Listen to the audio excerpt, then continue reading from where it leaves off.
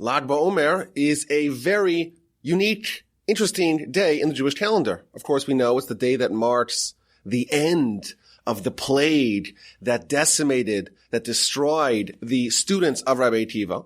It's also the Yahrtzeit, sometimes called the Hillula, of Rabbi Shimon bar Yochai, incidentally also a student of Rabbi Akiva. And halacha tells us that we're supposed to celebrate a little bit on this day because it marks the Hillula of Rabbi Shimon bar Yochai. There's all kinds of interesting customs. Some of them are quite unusual. Some are accustomed to actually play with a bow and arrow. Did you know that? On this day, we make these big bonfires. On normal years, of course, this is not a normal year. On normal years, around 500,000 people descend, or maybe ascend, to the mountain of Meron, where Rabbi Shimon bar Yochai is buried as a pilgrimage to his burial spot to celebrate his Hillula. In fact, of course, we know there's an ancient custom going back to the times of the Rizal for young children to get their first haircut on this day at that auspicious site. And the question I want to explore today is, why do we make such a big deal about Rabbi Shimon bar Yochai and not his other illustrious contemporaries? You know, Rabbi Akiva, if I were to ask most people when he passed, most people don't know when he passed.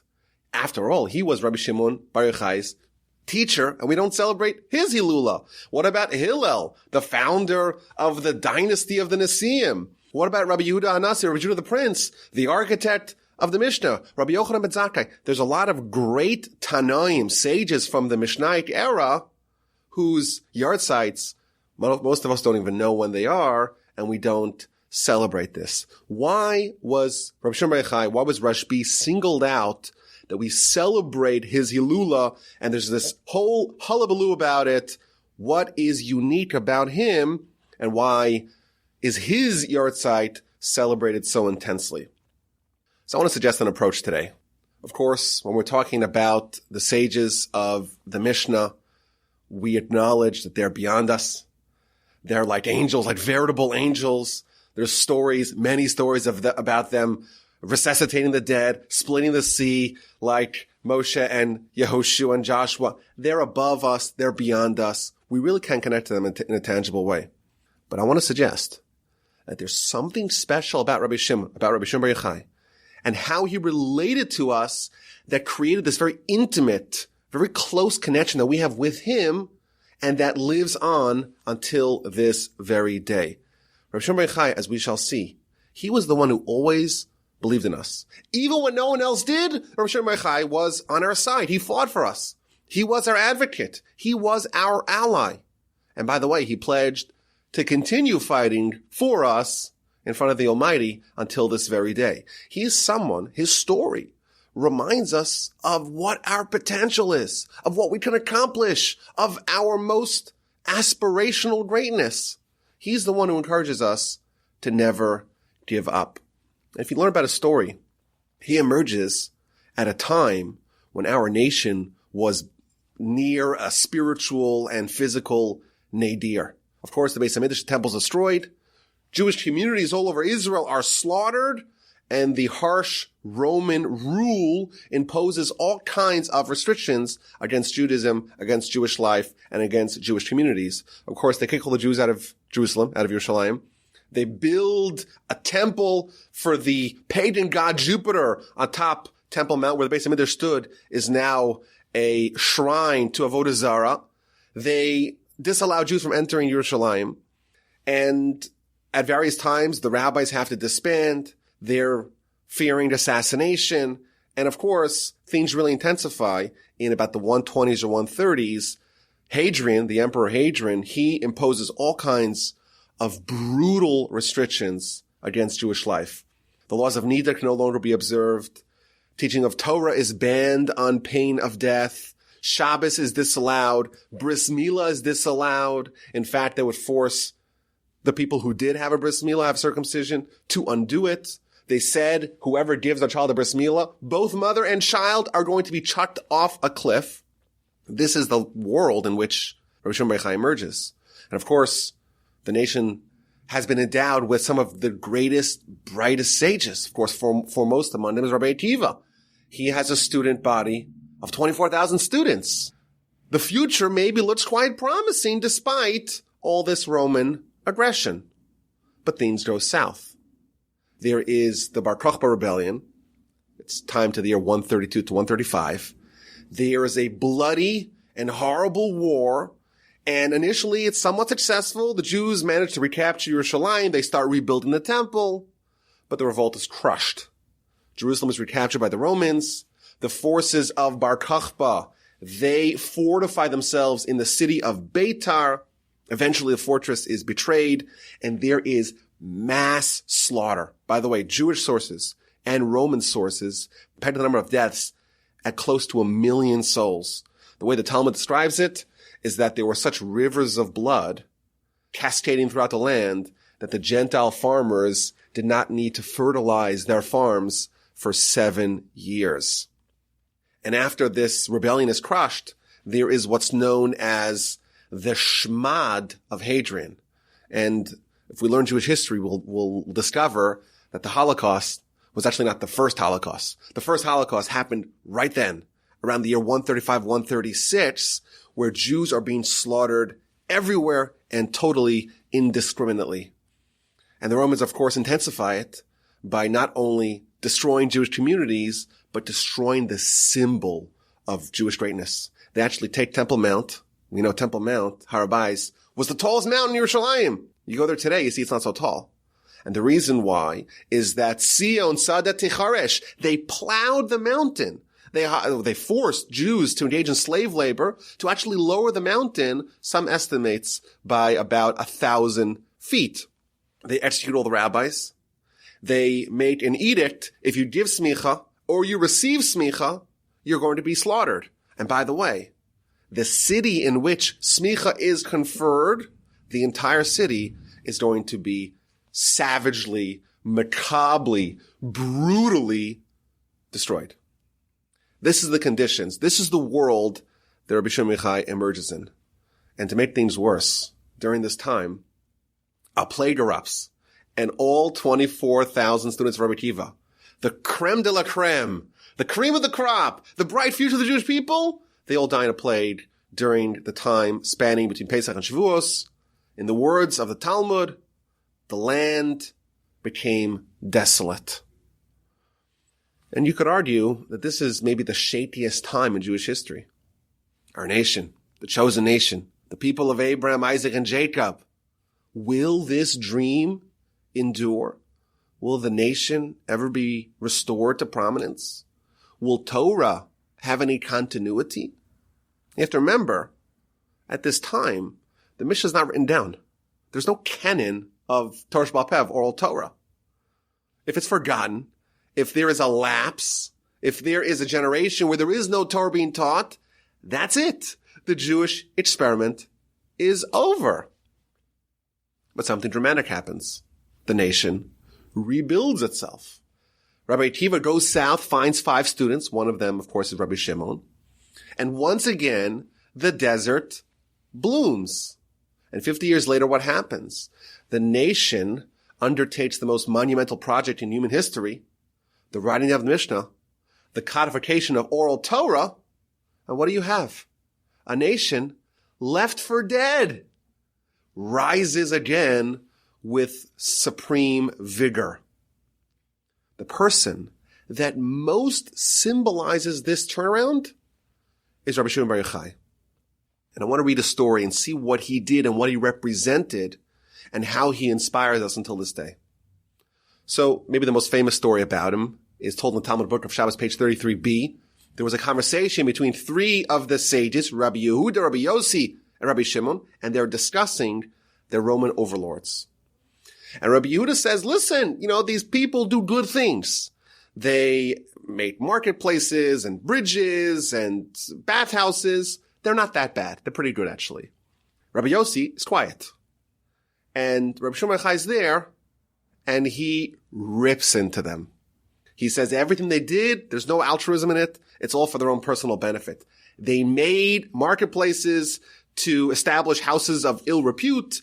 They made bathhouses to have physical pleasure, and they made bridges to collect taxes, to collect tolls. Eventually, this conversation becomes reaches the Romans, and they declare, Rabbi Judah, who praised the Romans, he's going to be promoted. Rabbi Yossi was quiet, so he's going to be exiled. Rabbi Shimon bar Yochai, he criticized the Romans, and he's going to be killed. And we know the story. He ends up in a cave with his son. They're there for 13 years. The miraculous carob tree sprouts out outside of the cave. A stream of water is arranged for them. And for 13 years, they live in isolation, hiding from the Romans. And of course, according to Jewish tradition, Eliyahu Navi, Elijah the prophet, comes and teaches all the Torah of Kabbalah to Rabbi Shimon and his son during these fortuitous, propitious 13 years. And after things settle down, the Romans, there's a change in leadership, and he emerges from his cave.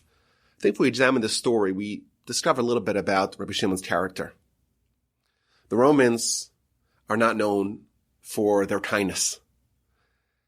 And the prudent thing would be to be maybe a little bit deferential to the rulers of the land, to play nice. And we see Rabbi Shimon is fundamentally incompatible with any evil. It cannot exist in his presence. He's not willing to compromise at all. He's not going to kowtow to the Romans. He's not going to yield an inch. He has a certain tenacity and sheer determination to shoot for the stars. He says, we're going to rebuild our nation, not as a nation that's cowering in fear from the Romans, not in any mediocre fashion, but in the resplendent fashion fitting our people and our pedigree. We're not going to bow down to these heathen pagans. We have the Almighty on our sides. There's no need to sugarcoat the message about the Romans. And this aspirational mindset is manifested all over his teachings. For example, the Talmud also on Shabbos, page 138, the Talmud's talking about whether Torah will be forgotten. So comes along Rav, one of the great sages of the Talmud. Asida Torah shetishtachach miYisrael. And he brings a pasuk, brings a verse. The Torah will be forgotten, guaranteed. Comes along the Rabbanan, yes! They know for sure, Asida Torah shetishtachach miYisrael. Things look really bad in the future. Things look grim. Torah's going to be forgotten. Comes along Rabbi Shimon bar Yochai. No. Chas v'shalom. It's not going to happen. Heaven forbid the Torah will be forgotten. Torah will never be forgotten from the Jewish people. Again, we see Rav, the Rabbanan. They're right. They examine the world. They examine the situation. They say all the ingredients are in place for Torah to be forgotten. That wasn't an exaggeration. But comes Rabbi Shimon bar Yochai and says, no. We're going to endure. Things, yes, they look grim. We are the nation of the Almighty. We have a very bright future. Things are going to work out. Torah is not going to be forgotten. Dream big. Recognize who you are, who you came from, where you came from.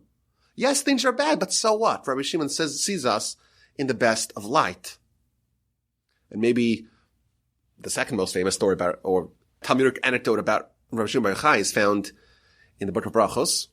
And the Talmud's dealing with the question, how much does someone work and how much should they study Torah?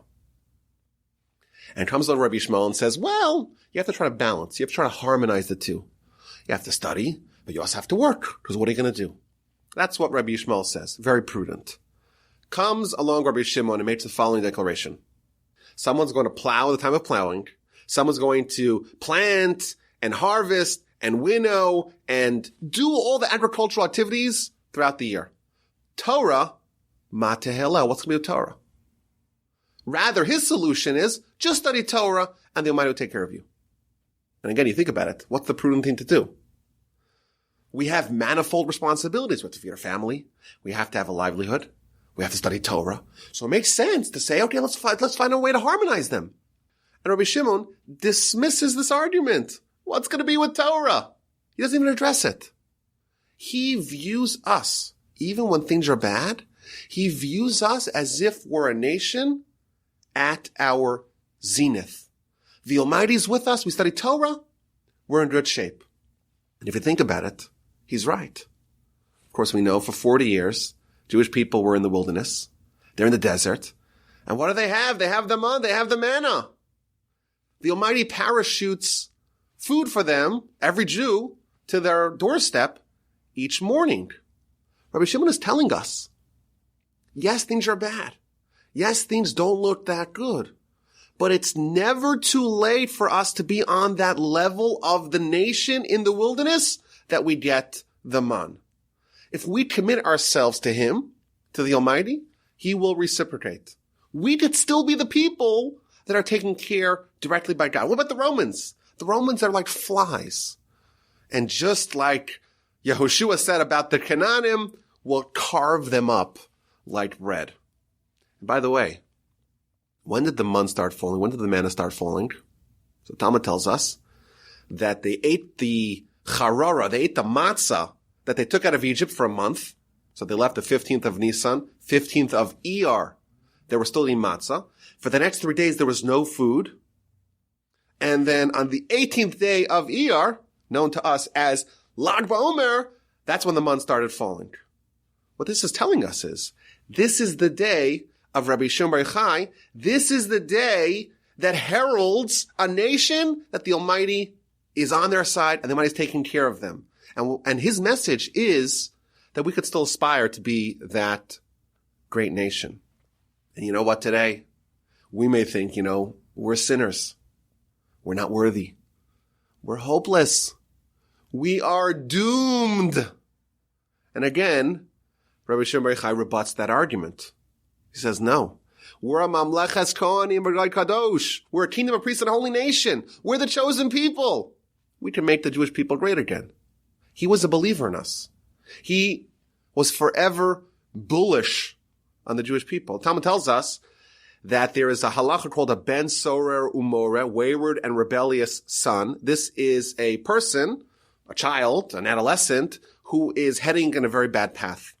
And the halacha is that the Torah could forecast his future behavior, and it knows for sure he's going to become a murderer, he's going to become a thief, and therefore he is executed at the tender age of 13. Comes Rabbi Shimon bar Yochai.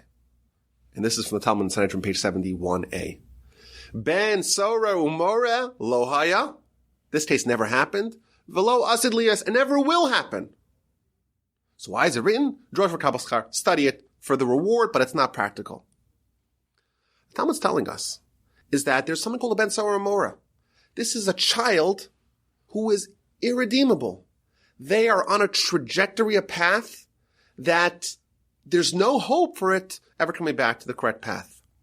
Comes along Rabbi Shimon bar Yochai and says, even someone like that's not irredeemable. It's inconceivable to be told that there's a Jew, no matter how low they may fall, there is no way to guarantee that they're going to be bound to continue in their sinful ways. He's the greatest believer in the Jewish people, even at their lows. But he didn't only believe in us. He fought for us. He is our advocate. Talmud tells us, this is from Sukkah, page 45b, that Rabbi Shimon bar Yochai made a declaration. I am going to absolve the entire world's sins from the day I was born until today. All those years, all the sins of the whole world, I got it. I'm going to cover it for you. And there's many, many stories about this. I'm going to give you a few sampling of how he takes one for the team. He says, I got it. I'm going to cover it. I'm going to get rid of the decrees. I'm going to ensure that the Jewish people have a clean slate. So, for example, Talmud Book of Me'ilah 17a tells that there was a decree, a Roman decree, which of course is fitting for the times, that decreed Jewish people keep Shabbos, they're executed, they circumcise their children, give a bris milah, they're executed, and the laws of Nida may not be observed. And the Talmud says that how they tried to revoke that horrific decree. So there was one of the sages, his name was Rabbi Reuven ben Istrubili, and he disguises himself as a Roman, and he tries to convince them that it's a bad idea. Why? Because we want them to be poor, right? We want our enemies, the Jews, to be poor.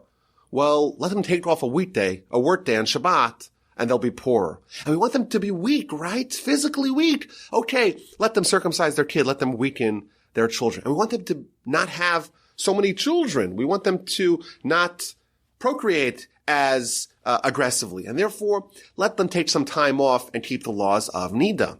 That was his plan. And the Romans bought it. And temporarily, they suspended these decrees.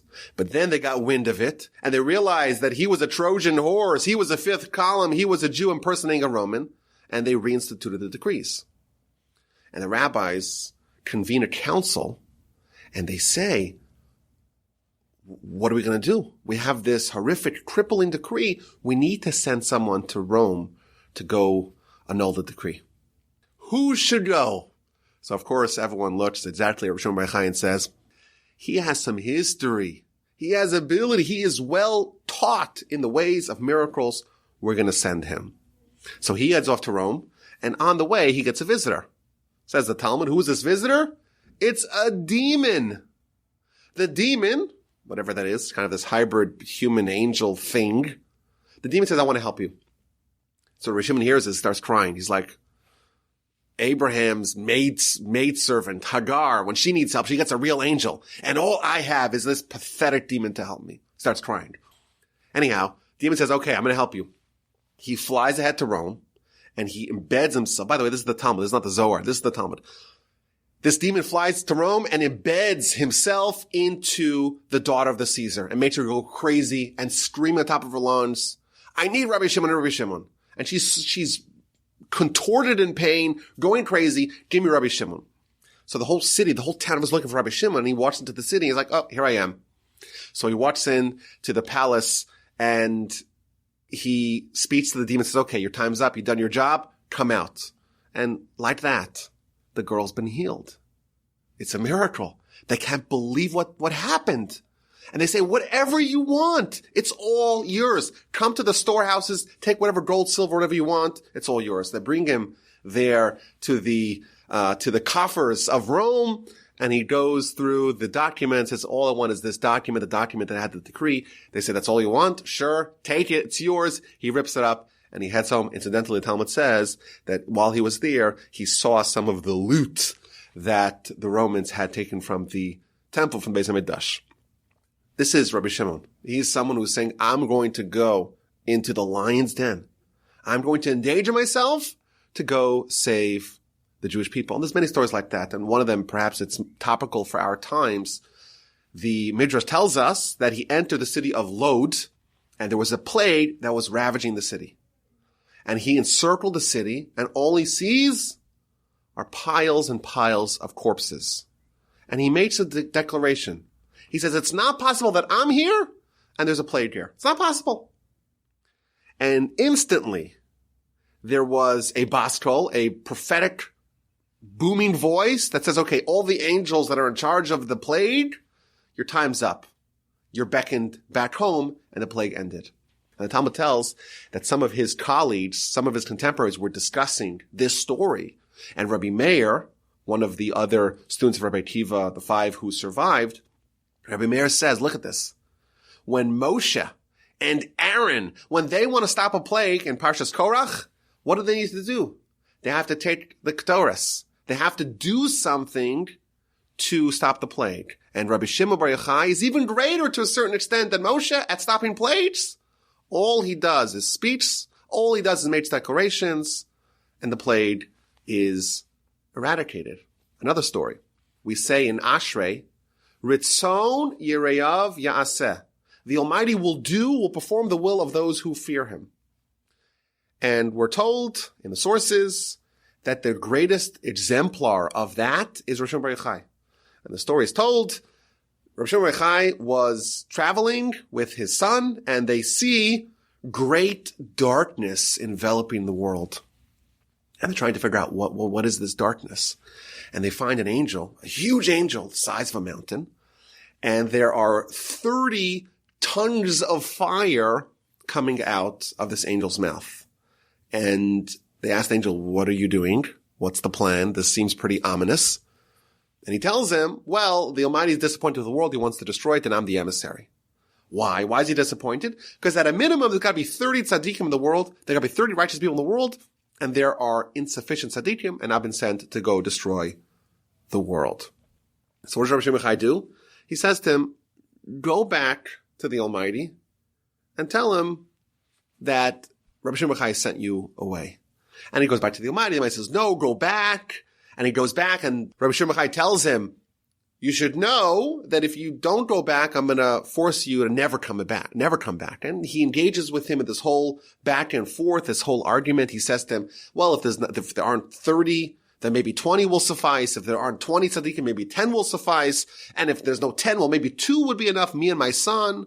And he quotes a verse to support that you need 2 witnesses. And if there's 2 witnesses to testify to God's dominion and supremacy, that's enough. And finally, if it's just me alone, I'm going to spare the whole world. And indeed, this angel, with its tail between its legs, heads back to the Almighty, and again, a prophetic voice announces, Rabbi Shimon, you are praiseworthy. The Almighty makes a decree, and you annul it. Ritzon yirev ya'aseh, the Almighty will abide by the will of those who fear him. Many stories to this effect. And by the way, I want to add that this is not only him fighting for us in this world. The Midrash tells us that he's going to ensure that none of the Jews end up in a post-mortem Gehenna. He is our friend. He is our advocate. He's our lawyer. He's always believing in us. He's always fighting for us. He's always interceding on our behalf. And we have Lag BaOmer. Lag BaOmer is his day. And the Zohar tells us that this is the day that he taught all of the Torah of Kabbalah to his students. And of course, the Torah of Kabbalah is vast. How did he do it all in one day? And the answer is, this is what the Zohar says. On that day, the sun did not set until he was finished teaching it all. And this is the day that he told his students, I want you to celebrate it.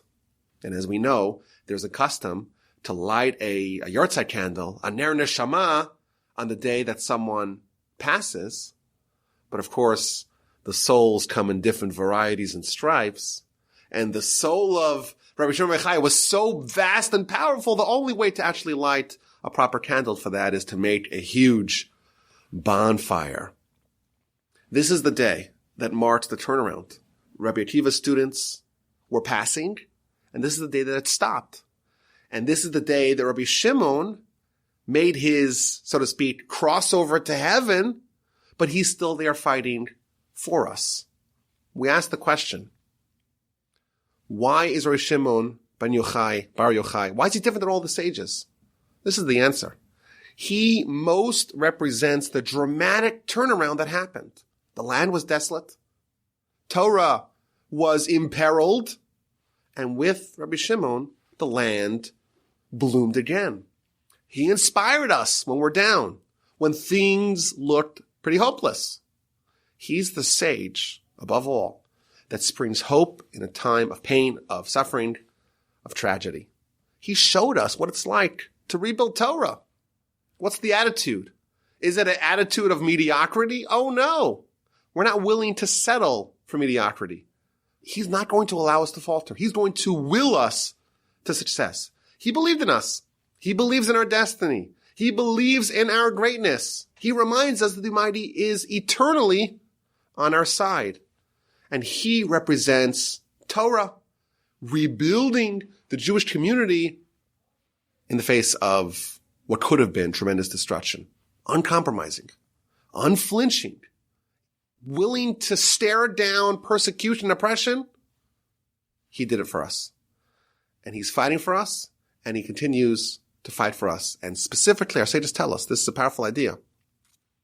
Just as in his lifetime, he was the advocate of the Jewish people, every year, on his day, on Lag BaOmer, Rabbi Shimon ben Zakkai has an audience before God, and once again, he advocates for us to nullify all the decrees, to stand up for us, to defend us in front of the Almighty. That's the power of the day, to connect with Rabbi Shimon ben Zakkai and all that he represents, to believe in ourselves, to never give up hope, and certainly to never settle for mediocrity. And you know what? He was an angel, like all the sages were. But it's interesting that we call him Bar Yochai. There's a famous song, Bar Yochai, the son of Yochai. The message is, there was a point in time when this veritable angel was just Bar Yochai, he was the son of Yochai. at some juncture in his life, he was known as the boy of Yochai. He wasn't that great. And us too, we're small people. And we look at Rabbi Shimon Bar Yochai and all the miracles, and of course, we're nothing like that. But he is reminding us, he was once also simple and underdeveloped like we are. And on this day, we could connect to him and we could expand our vistas. We could expand our ambitions of what we are and what we could be. May we all merit to be elevated by the luminous light of Rabbi Shimon Bar Yochai. And on this day, on his day, on Lag BaOmer, let us absorb his messages and his teachings.